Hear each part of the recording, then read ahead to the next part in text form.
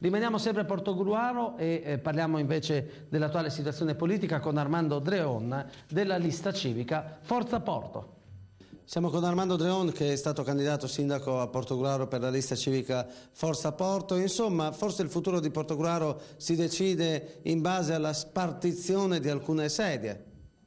Sembrerebbe proprio così, che si sta verificando una situazione che voi giornalisti chiamate il teatrino della politica. Non è altro che una spartizione di quel pezzo di pane che ormai molte persone sono abituate a mangiare sulla schiena del pubblico.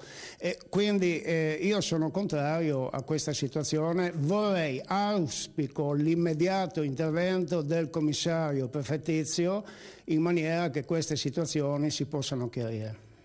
Secondo lei il commissario riuscirebbe a fare qualcosa di più e meglio di come Portogruaro sta vivendo questa situazione anomala?